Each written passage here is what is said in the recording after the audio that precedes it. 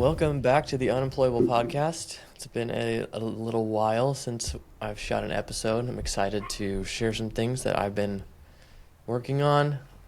It's funny that it's called Unemployable, and I want to share some things I've been working on.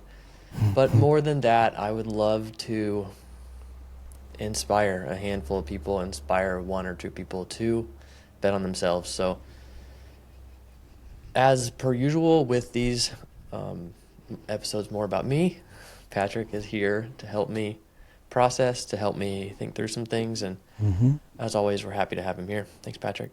Yeah, happy to be here. Patrick is currently in Montana, I outside. am. Yeah, been out here a couple of weeks, taking care of bees, weeding the garden, swimming in the river, doing a little bit of remote work, but catching up with family. It's been really great. Summers in Montana are pretty tough to beat. Yeah. Did I send you that video of Helena in the garden? No. She pretty much looks like Mowgli from the Jungle Book. Yeah. She's like, dude, your kids are... She's rubbing dirt on herself. It's the best. Your kids are so tan. The Greek really came out strong genetically. Yeah. Honestly, my father-in-law, jealous. Every time he sees me lately, he's like, Sam, you're getting so tan. Like, you're getting a nice Florida base. I'm like, stop. I just live here now. This is how it's going to be. I wish. Man, I went and... Do you know what huckleberries are? Oh, yeah. Yeah, okay. I went and picked huckleberries in the mountains a couple of times, and they're just fruit out here this year. I think there was just so much early season moisture that things are growing so well. And it's one of the many things I miss in Colorado about Montana, because Colorado's just so dry. And so being near water, being around, I mean, it's not California like citrus orchards, but there's just so much growing wild out in the forests here that I forgot about. Like, I went and picked raspberries the other day, and it's great. Fresh raspberries. It's magic. Yeah. It's magic out here. Whenever I pick something like that, it's so hard for me to just not eat all of it. Yeah, and then you have a kind of a tummy ache. Yeah. Yeah. That's okay. Okay, so one of the things I want to talk about today is my recent trip to Colorado. Yeah. I did a thing. To do the old diesel day. Yeah, Diesel Day. I kind of hate the name of it, but it's all right. It's rough branding. I actually don't right. understand the origin of the name. Maybe if I did, I would respect it a little bit more, but they could use some rebranding. It sounds like a meathead event, and I think my understanding of it is a lot more complex and almost spiritual. Yeah, a lot more complex and emotional. So the guy leading it referred to it as a emotional and psychological event masquerading as a physical event. So it was a 24-hour endurance event that was very like CrossFit-style. So a lot of CrossFit stuff is like lifting heavy weights, so obviously you can't do that over 24 hours. So it's like, what if we take some of the movements or disciplines of CrossFit and create a 24-hour time domain? What would that look like? And this guy's just created this event. Super cool. You kind of switch styles of movement every 2 hours. Okay. But I don't want to share too much about it. It was really hard, but it was awesome. I loved it so much. Why do you not want to share too much about it? Because I want people to go do it. Oh, yeah. Anybody that wants to go do it, I'll pay for half of it. It costs $2,000. I'll pay for half of it. Anybody? Yeah. Anybody that's crazy enough to go do it, I'll pay for half. Yeah, it's intense. Somebody paid for half of mine, so I'm like, that's like the best gift, one of the best gifts I've ever received.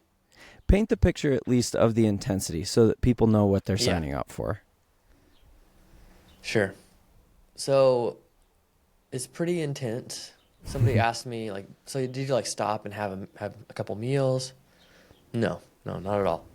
I would sit down for like literally, I think 3 minutes was the most. I sat down in between this like trail run, which you can run it, you can walk it.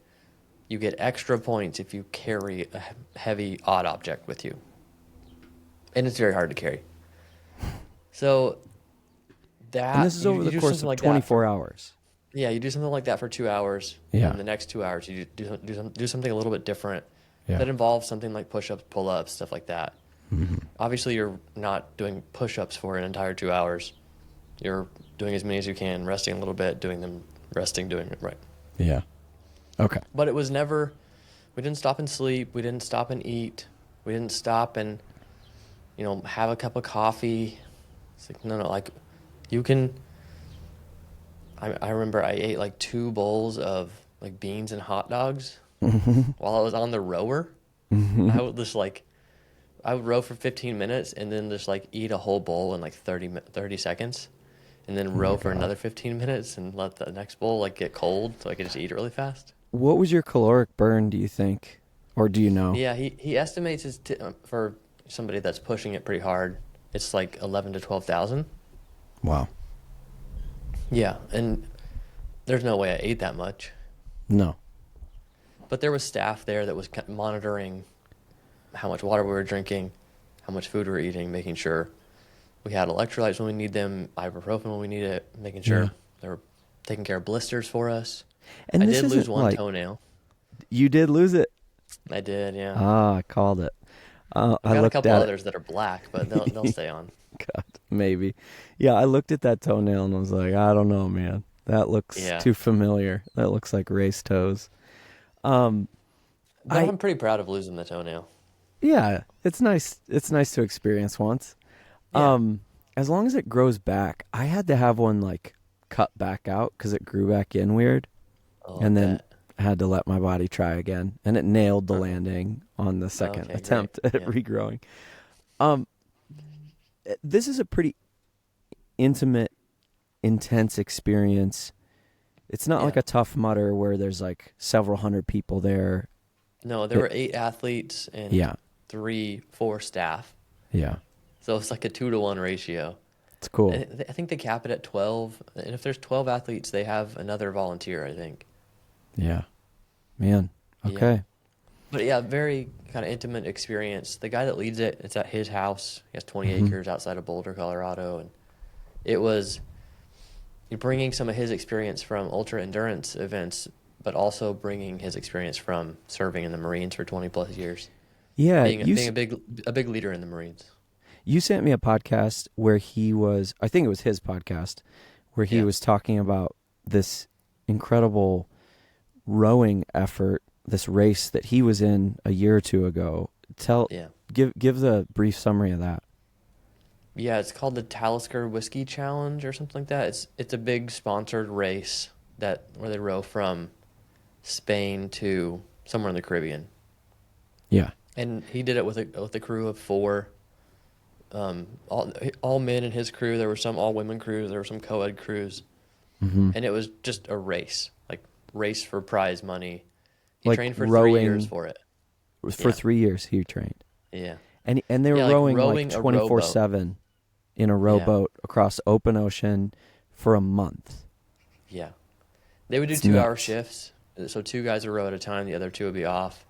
But then they had some electrical failures on their boat. They had all kinds of Yeah. stuff go wrong, and one of his biggest complaints about the whole experience is that he felt like his team and him set out to win Yeah. and just like apply 100% effort. Maybe they don't come in first, but apply Hmm. 100% effort. And after they had so many setbacks, he saw many of them kind of re-narrate, like, let's just have Mm. this life-changing experience. Like, let's just enjoy it. And Yeah. he was like, no, no, we're not. We're not putting anything close to 100% anymore. Like, this Mm. isn't what we signed up for. This isn't what I trained for 3 years for. Yeah. So he was really intense about all that and definitely kind of I, sour about it. I think that's pretty interesting. My tendency, I think, is to.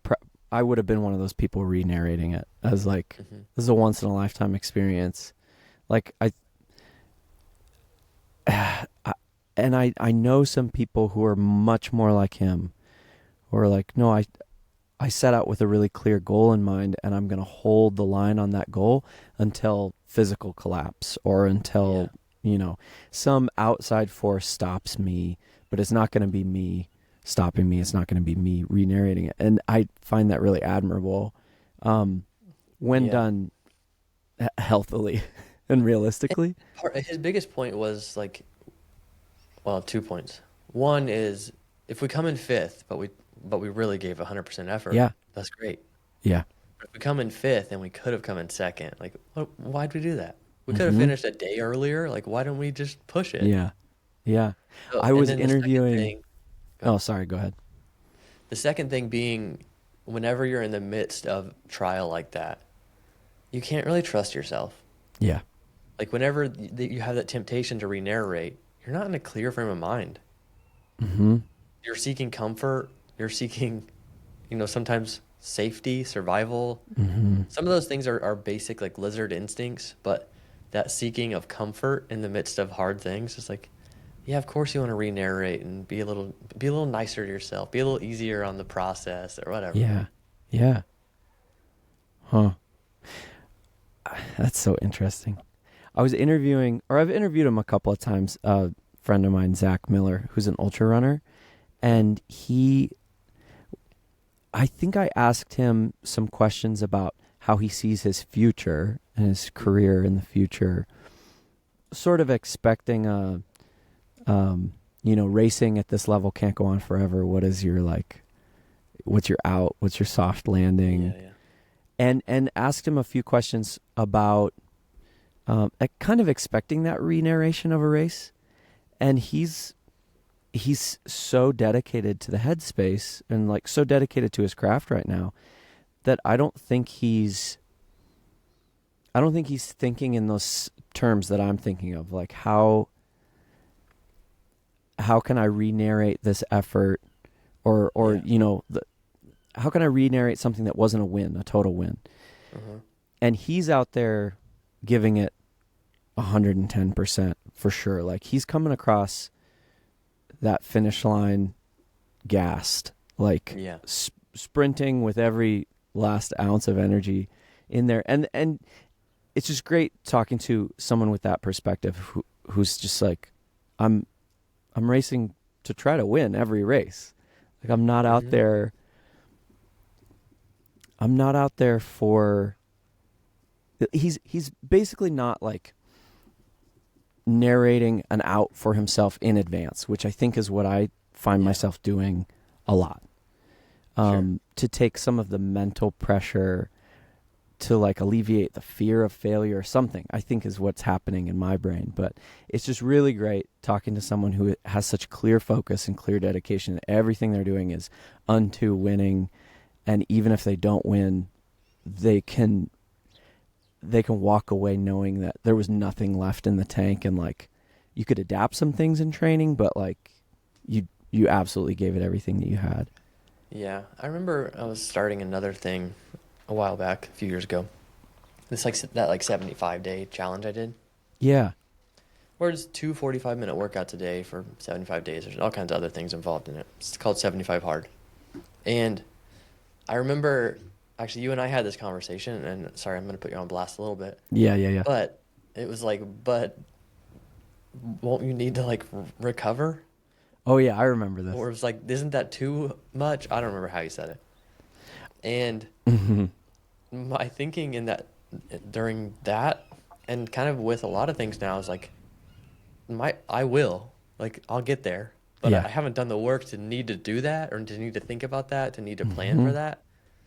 And so often we want to like plan breaks in Mhm. ahead of time instead of just seeing like what it takes to get to that point. And that's Yeah. something that Tosh, the guy that leads Diesel Days, is really skilled at, and finding Mhm. these little ways to like change the way you count reps or things like that. It's like, okay, Mhm. how about you count by the alphabet, but you don't do it yourself. You have someone count for you by the alphabet, so you like don't find yourself like stopping every 10 or stopping every Mhm. 25 or whatever it is. Yeah. Because we do this like expected outcome, and then we just reverse engineer it and figure out how much we need to work to get to that thing, and Yeah. instead of just applying effort. I think our brains are so wired for self-preservation and comfort Yeah. Yeah. that it's it's really uncomfortable to enter that space where you're truly testing yourself and testing your Yeah. boundaries mentally and physically, but that discomfort is so productive and can be so expansive. And yeah, it's just something that I need more of in my life. I think it's easy to get caught up in language of like, because you want to be self-aware. You don't want to damage yourself. Sure. But it's easy for me to get caught up in like, being kind to yourself when it's really just like an out to maintain a comfort level or a comfort zone. Sure. And you never grow more or discover more about yourself than when you're in those really uncomfortable situations. Yeah. That pressure is necessary for growth. And we see that a lot in nature, right? The things that come out of intense pressure. Yeah. I think some of those models are exaggerated, but I mean, even taking like a blade, like a samurai sword that is fired and hammered to create this very precise tool, right? Yeah. A couple experiences from Diesel Day I wanted to talk about. First one is that there wasn't a moment that wasn't hard. So I remember at one point I was on the rower for an hour. Didn't stop rowing for an hour. First of all, I didn't know I could row for that long. Yeah. Just like found a pace that I felt like, oh, I can keep talking through this. I can keep breathing through this. This is great. Mm-hmm. If people are familiar with rowers, I was rowing at about a 310 per 500 meter pace, which is about 17 to 18 strokes per minute. And felt good. Probably looking back, should have pushed it a little harder. So everything was hard. Every bit of it was hard. But it never felt like impossible. I never once thought I can't do this or I'm going to fail or those thoughts like just didn't cross my mind at all. Was that because of the situation and like the encouragement around you, or is that just, do you just not experience that often, that fear of failure? I think, I mean, some of it was the setting for sure, which is a good reminder of like the settings really matter. Like go find settings where you can really do what is valuable to you, even if it means moving to be close to certain people or whatever. Yeah, totally. But I think a lot of it was kind of like basic, how do you eat an elephant mentality? Like, like all I can do is just one step at a time, one stroke at a time, one push up at a time. Like that's really all that is ahead of me for the next 24 hours. I remember what really felt like the back end of it was once I started the last 8 hours. So it was like, I'm way past the majority of this. Like, this is great. It's the middle of the night. It's like 1 a.m. when that happened, when that mark hit. I was like walking the trail, carrying something super awkward and heavy in the dark. Yeah. And that time in the dark was probably one of the most impactful experiences of the whole thing. Because you're walking on a trail, you're carrying this like awkward, heavy object, and you got a headlamp on. It was a full moon, so lit up the forest a little bit, but still big trees all around you. All you can see is about 6 feet in front of you. But previously, you've done the trail a lot at that point, and previously you'd be like looking ahead, be like, okay, I'm gonna get to that turn, and then I'm gonna take a little break. Yeah. Or I'm gonna go until I hit this one point, and then I'm going to stop for 5 breaths or whatever it was, whatever kind of negotiating you're doing. But when it's dark, you couldn't see the things. You didn't have these like physical waypoints. So you start listening to your body a lot more. Like, okay, do I actually need to take a break? It's okay if I do. Like, let's just stop and take a quick break. But all I can really do is just take the next step. Yeah. I think I can go a little further. In the dark, those were like my fastest laps on the trail. Really? Yeah. Wow. And that was mostly at that was hour, 14 to 18 was in the dark. Or 14 to 20. So those ones were the fastest and the simplest. I just didn't negotiate as much. I didn't look around as much. I wasn't distracted by what was going on around me. If someone else was coming up behind me, or if I saw an animal, or in the woods in the dark, especially with the headlamp on, you catch things out of the corner of your eye, and you think like that's a wolf or something, whatever. So you're constantly like twitching, like looking at stuff. That's so interesting. Like a big stump that you've walked by 20 times at this point, like something that you're convinced is a wolf. That's so interesting. When I hike, like doing 14ers or something, you're starting so early in the morning for a lot of these Yeah. mountains. And those morning hours kind of feel like free hours Yeah, that's exactly because what I was thinking. like partly honestly I kind of feel that way about regular work days too. Any Hmm. time before the sun rises feels like bonus time, but specifically on a hike and maybe to tie it into your effort, there is just something like you're not doing all the mental calculation of scale. You're not looking at the mountain ahead of you.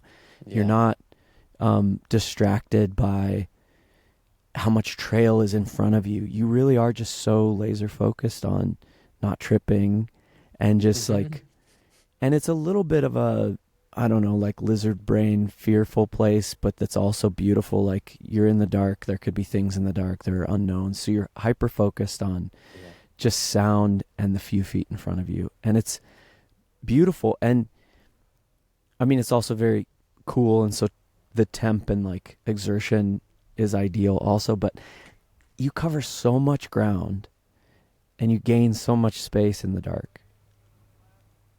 Yeah. Hmm. Interesting. Yeah. What So else happened? how do I bring that back and apply it to my work or any other effort in life of like, so a lot of it is Yeah. just by removing some factors that would influence me, right? Mm-hmm. So just by, not having something else going on my computer while I'm trying to do some work, Hmm. right? By not Yeah, playing yeah. music or a podcast or whatever. Could be as simple as that. Yeah, It could eliminating just be multitasking. it could just be doing less overall, like having less things to do in my day and really like trying to go deep on a couple things Yeah. instead of shallow on 10 things. Mm-hmm. Could be like that. Like it also could just be like a reminder to focus on the 6 feet in front of me, Mm-hmm. 6 inches in front of me. Like what is right in front of me that I can do right now to advance these things I want to advance in life.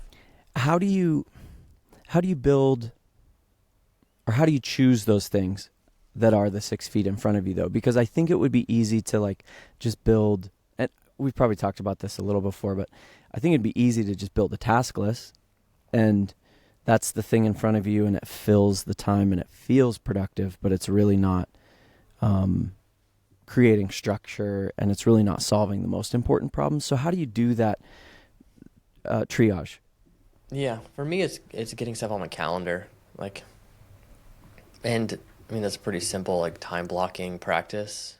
Yeah. If it's on a task list, it never gets done. If it's on my calendar, it always gets done for me. Yeah. I guess what I'm And I asking though think is like, that, how do you pick the projects that are yeah, worth how do you working on? prioritize? Yeah. Yeah. Some of that for me is like basic like consolation and desolation. Like what do I feel like good when I do? What do I feel bad when I do? Hmm. But on a more like practical side, like I've tried a lot of things in the past 6 months Mm-hmm. and then narrowed down to a few things. Mm. And I think sometimes you just need to try a bunch of things. Yeah. I mean, Yeah. even some of my like Instagram stuff, like I haven't done that in a long time because it was too much for me to keep up with. There's too much. I couldn't do it well, so I don't want to do it right now. Mm-hmm. So how Yeah. many things can you do well? And but that like goes into like what do you want? So let's say I want to make $1 million. And then what is necessary to do that? I can make a list of things. How do I make $1 million selling real estate? Mm-hmm. A lot of people do it. It's not that complicated. Mm-hmm. Not a lot of the percentage of realtors do it, but plenty of realtors do it. So I could, break that down. Not that complicated. But then am I willing to do the work that it takes to do that? Yeah. No, I'm not. So then the goal shouldn't be there. I'm not willing to do the work for it. So I think some of it is that Because practice of like your goals and the sacrifices that those goals take. Are you mm, willing to make those sacrifices or not? yeah. Yeah. I think that's a really good question. But that Like, do you want to lose weight? Are you willing to track your food? right. If you're not, you're probably going to lose weight really slowly. Right. How did you isolate your desire and what you wanted so that you could measure that against it, you know? Yeah. Because what's the trade-off? To make $1 million in real estate, it was going to take more time than you wanted to spend Yeah. away from your family, or what was the other thing that you chose instead of that? Sure. Yeah, so much of it for me goes back to my definition of success, of like wanting to feel calm. That's the core of it. I want to feel calm, Yeah. not just whenever I'm falling asleep, but not just when I am asleep, not just with a Hmm. few beers in me, but Yeah. how do I feel calm when I'm doing my work, when I'm, you know, making a sales call, when I'm with my kids, when I'm, cutting the grass, whatever it is. How do I Yeah. feel calm in the midst of all that? And that's my core goal. So I have a constant radar of like, I feel anxiety right now. And I have this kind of like meta emotion about anxiety. I Hmm. feel anxious about feeling anxious. So does Mm. that make sense? Hmm. Meta emotions, I think, will be a very popular topic in the next like 10 years. Okay. It's something that Christina actually like wrote a paper on, and like that was published. Wow. Um, there's just not much research about it, and that's the core of a lot of like the narrative we tell ourselves are all these meta emotions, are our fear of fear, or our like all those kind of things. Yeah. So all of our emotions about our emotions, and anxiety is a bigger, probably the biggest one for me, and it's kind of the antithesis of calmness, right? Yeah. So I have this radar for I'm starting to feel anxious, or this thing is making me feel anxious. Then how can I just get rid of that thing? Is my first question. Hmm. Can I just like not do it? If it's possible, I'm not going to do it. If I can't not do it, okay, then how do I build a system for it to where, like I build some expectations around the system of, okay, I hate working leads. What I mean by working leads is like going into my database, reaching out to people, blah, blah, blah. Yeah. And I've been kind of spoiled in real estate because a lot of people just call me because of my videos. Yeah. But I need to work leads, okay? All these people need at least a monthly newsletter. Okay, let's just time block that. It's actually fun for me to write that email. It's fun. Yeah. And if it's actually on the schedule for an hour and a half once a month, I show up and do it pretty easily. Hmm. But I have to find that shortcut for myself or I just won't do it. Yeah. Yeah. So the diligence in creating assistive structures is a big part of what lets you experience peace Yeah. in your day-to-day work, in your day-to-day But I life. think, we often want to think about what do we focus on to feel peace or to feel contentment. I Hmm. think a big thing that I've learned in the past few years is like, what do I remove so that I feel more peace? Mm. Yeah. Because we focus on naturally just so many things. We let other sources control our focus. But if we just cut out some of those sources, Yeah. maybe it's a relationship, maybe it's not Instagram, but it's Twitter, whatever it is, right? Dude, Twitter Maybe gives it's me crazy anxiety. maybe it's just the expectation of I'm going to get to every email. Yeah. It's like, no, what if you just don't? Yeah. What if you just like gave up on the expectation? It's probably going to be fine. Dude, for a minute, I was doing this inbox zero thing, Yeah. and the weird time suck and pressure that became, I think I probably did that for 6 months. Because I was like, I'm going to feel so peaceful when this is just like empty all the time. Yeah. And Ethan was like, don't, or it was you or Ethan, like, I think it was stop, Ethan. stop that. That's a huge waste of time. Isn't that a searchable index anyway? Like, But if it's satisfying to you, then do it. Who cares?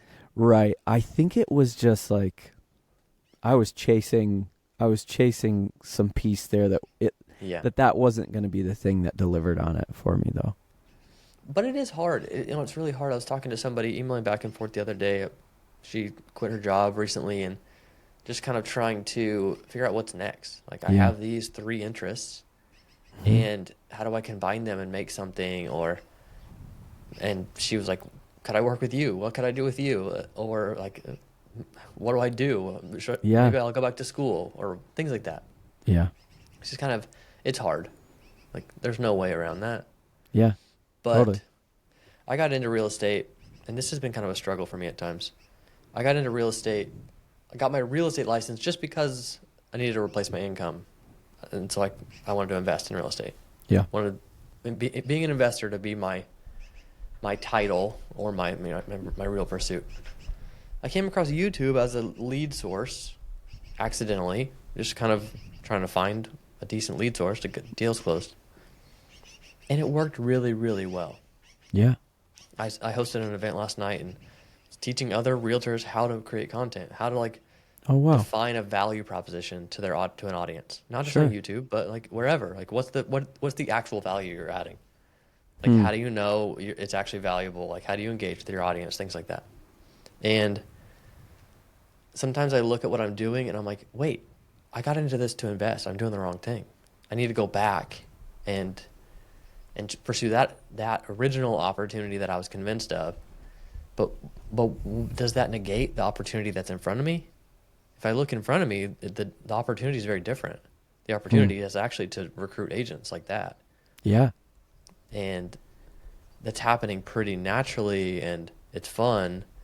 So is it okay to kind of give up on what you set out to do because of a new thing that came across that same path? I I think so. I It's kind of easy to think say you think so about somebody else, but what if it was you? I What if think you I'm in had the told people I'm going to do this thing, and then somebody totally. you met somebody in the midst of that, and you're like, actually, I'm going to go do something with this person. This seems Yeah, fun. totally. No, I think I'm in the middle of that pivot right now Okay. potentially because I've pivoted on that one and a half times already because I started out like as a performer and that's what I was going to do. I was going to do performance and then pretty quickly as a career I was like I don't think this is tenable, at least for me, not in the theatrical space. Like I'm going to starve to death. So I pivoted to Yeah. film. And then just naturally there was more work on the technical side of things than in front of the camera, so that's where I put effort. And I think I was dedicated to working in narrative film in some capacity for a long time.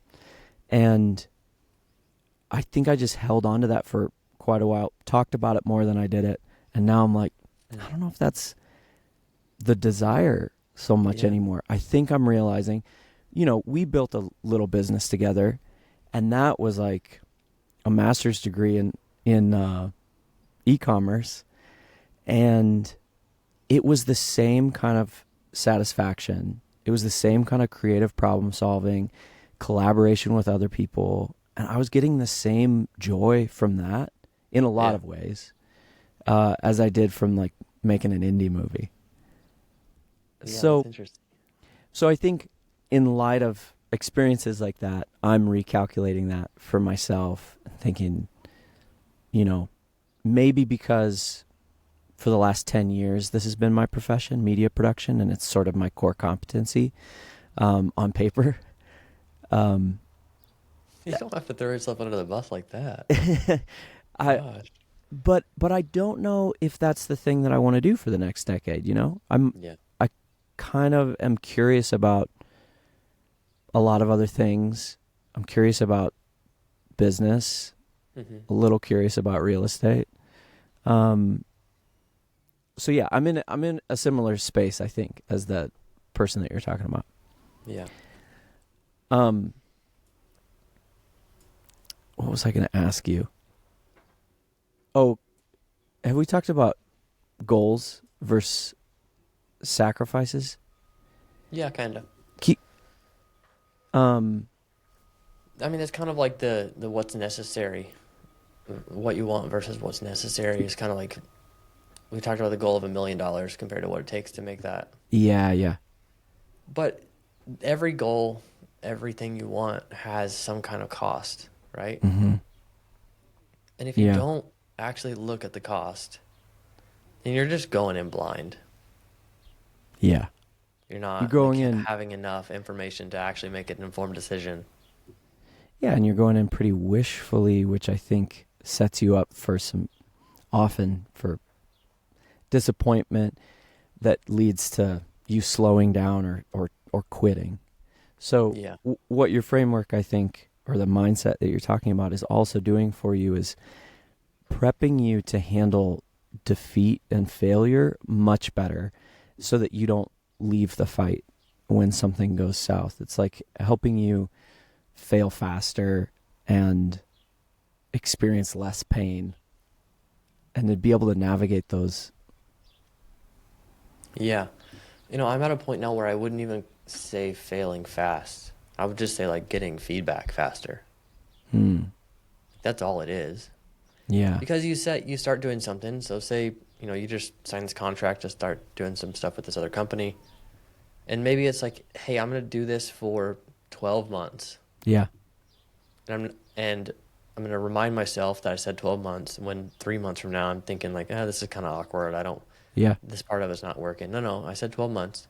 Yeah. In the middle of it's not the time to change the objective because Yeah. you're not in the right frame of mind anymore. So let's say you're 12 months. And the goal is I'm going to pursue this and grow and ask questions and be curious because I think there will be opportunities that come from it. Yeah. Maybe that's it. Maybe the thing isn't even what you want to do, but you know that opportunities will come from it. Yeah. Yeah, I think that allowing yourself that structure and a timeline for the effort and then not renegotiating in the middle of it is huge.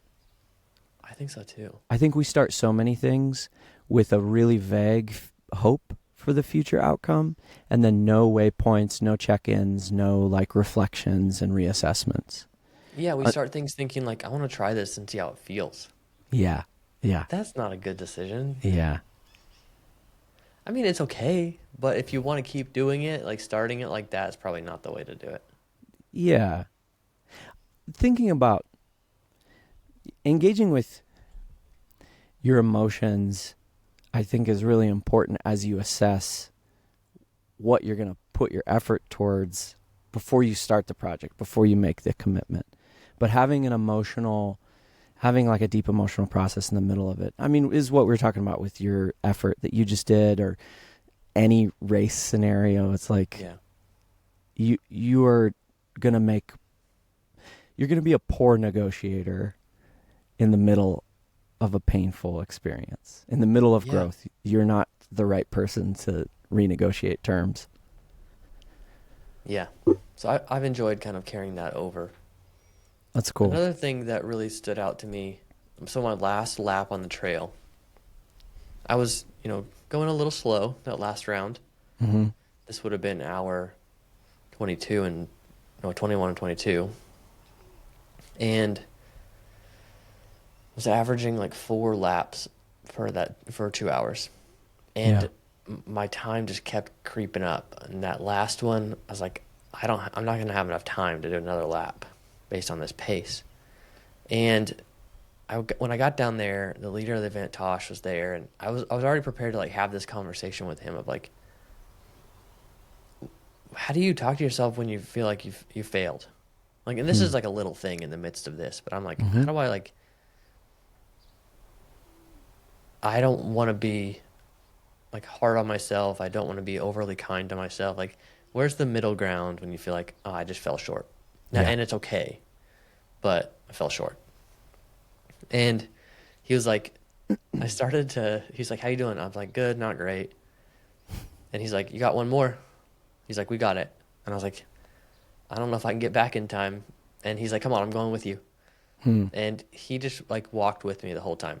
So I would move the weight around and he'd be like, good transition, great job. He's like super encouraging. His little white dog was with us and he was talking to the dog and the dog stopped to poop and he's like joking with the dog and we're just going.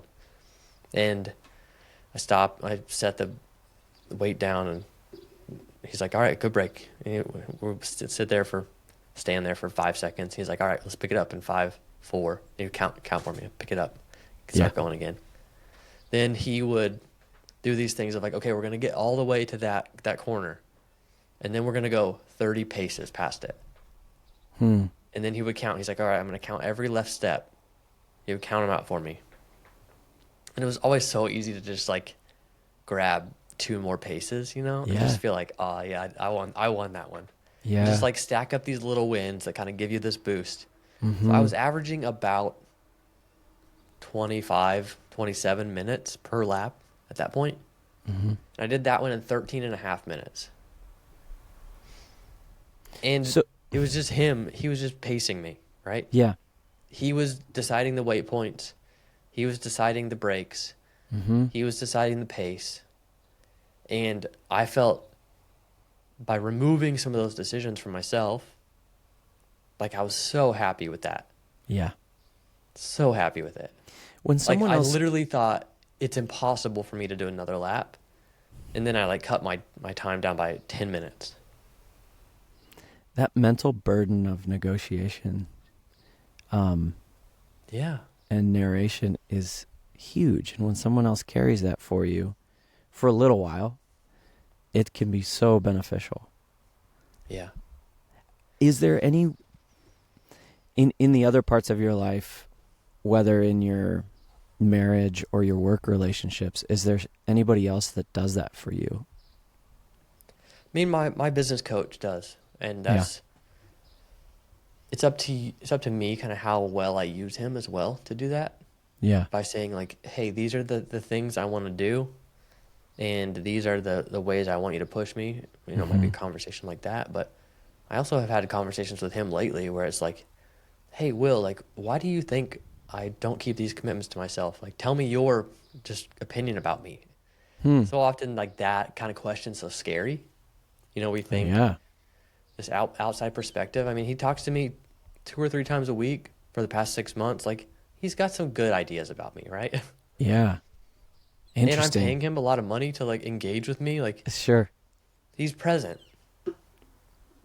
So That is a scary question to ask. it is. I Yeah, just got I a was little driving nervous. a bunch that day, and I was kind of trying to ask myself that question. Mm-hmm. And I'm like, okay, Will, I got a question. Like, it's pretty philosophical. Like, and I'm just trying to get some honest feedback. Like, tell me, like, what is it you think I do that keeps me from keeping some of these commitments to myself? And he had an answer right away. Wow. Oh, that's even He said, scarier. no, I'll tell you what it is. It's good. Because I'm sure you do it too. I'm sure we all do it. Anybody listening to this does this in their life. He said, you put things on the table too soon. It's like you just haven't done it long enough. And then you're like, is it even worth it? Or is this what I want? Is this what I intended for it to be? Or do I even like it? It's like, why not just do it double the amount of time and then see kind of what comes from it? Why not just assume it's going to feel hard Yeah. most of the time? Yeah. So he was just, and he often accuses me of just being too smart for my own good and like talking myself out of things. And we all do that in ways where it's like, oh, I know it won't work because of this and this and this, or I wasn't able to do it that way this time, and so this next time probably not, like whatever it is. But I really liked that analogy of like, you just put it on the table too soon. Yeah. And try to find like the meaning in it. And I do that a lot. Like, why make more money? Why do this thing? Why grow this? Why? Yeah. Because current Sam isn't thinking about future Sam. Future Sam's going to be happy I did these things. Yeah. That's a good reminder. Yeah, so he's definitely my one that kind of helps me with those things. But I rely on other people too. I mean, just depends how clear I am about my goals with people for them to like actually be able to help like that. So I don't know if this is your intention, but I kind of selfishly want this. If you were just giving somebody a framework, like a couple of practicals, and I know we have there's a couple other things that I want to ask you about, but walking away from this podcast conversation, what's a good way to frame this check-in for people? I'm kind of asking for myself. Yeah. Like a, because it feels like there's a setting your desires or like your goals for how you want to feel is a part of it. I think that's a fundamental, like foundational part of sort of a reset, moving into a new season of life, or like if you want to build something, if you want to work in a way or live in a way that is fundamentally different than what you've just been doing, that you might feel stuck in. So that feels like an important if you want to challenge reset. yourself. Yeah. Yeah. So then this feels like the next important step to work on, to kind of like work on it at a project level and invite somebody in to give you some good external feedback, so you're not just by yourself in your own head. Yeah.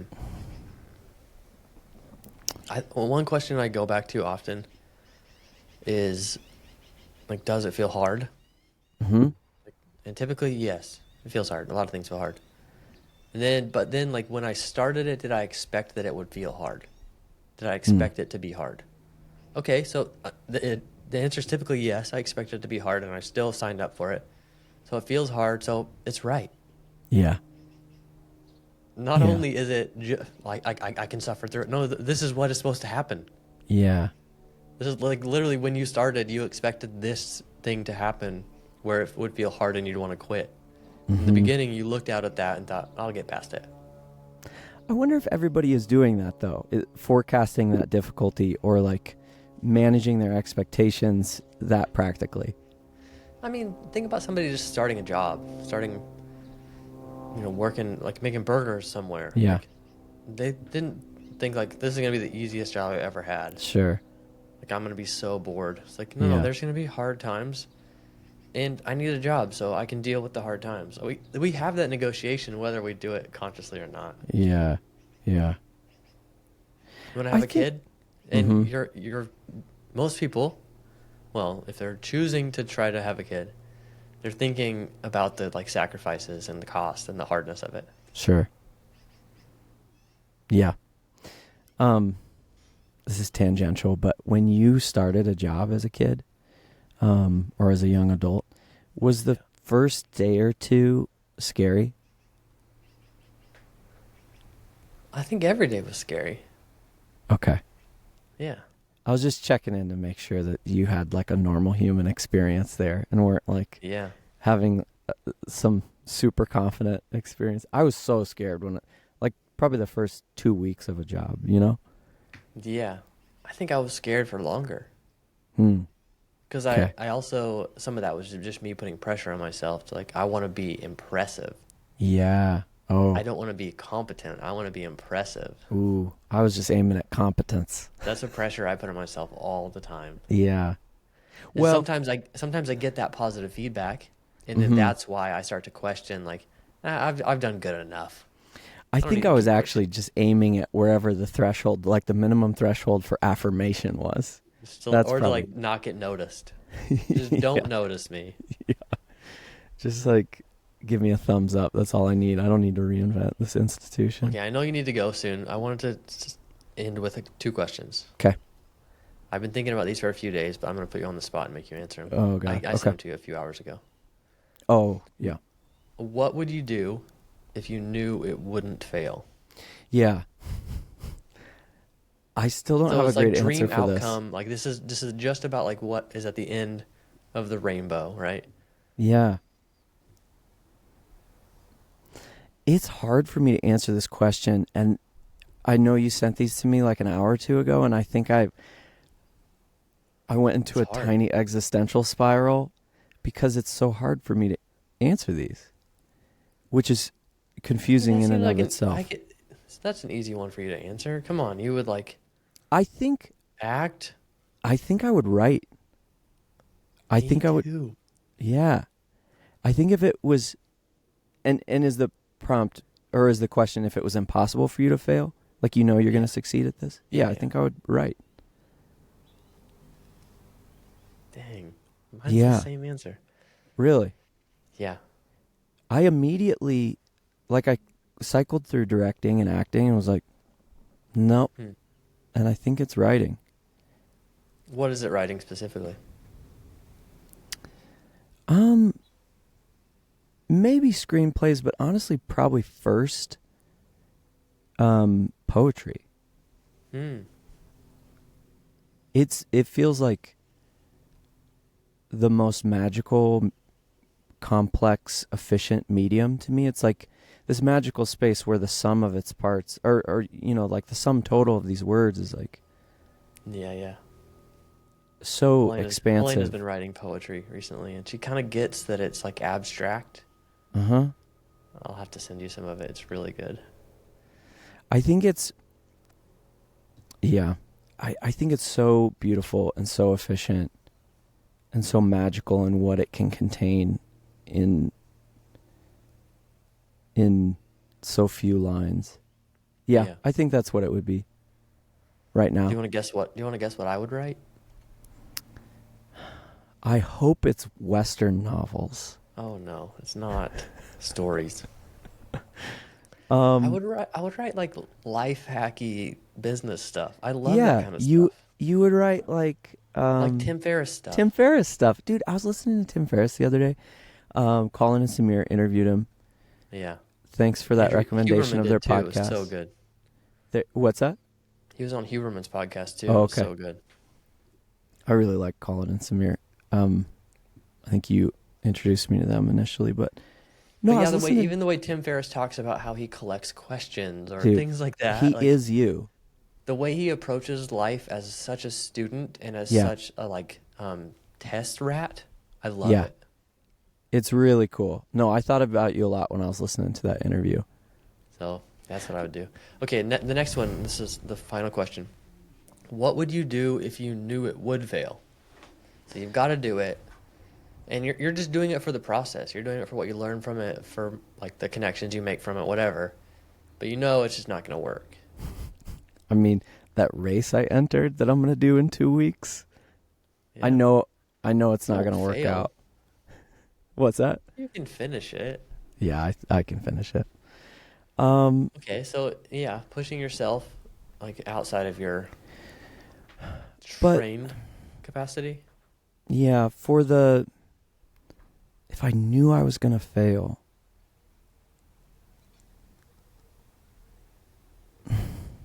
It could be the same thing. It might be the same thing for me.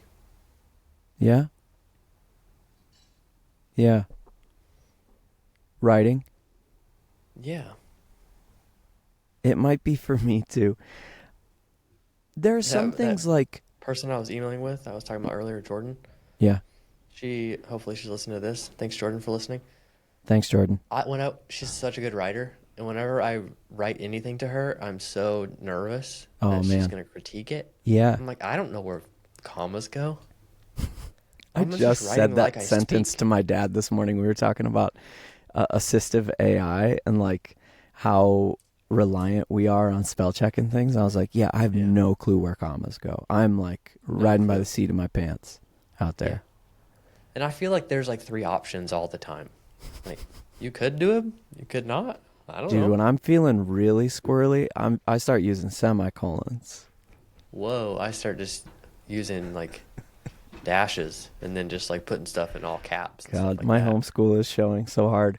I hope I hope for my own sake you don't have too many listeners, but um I think for me it's probably writing or directing, because even failure in directing, though it affects a lot more people than just myself, like failure in writing, if it's unpublished, is fairly isolated failure, but Hmm. in directing it's affecting a lot of people. But it's also like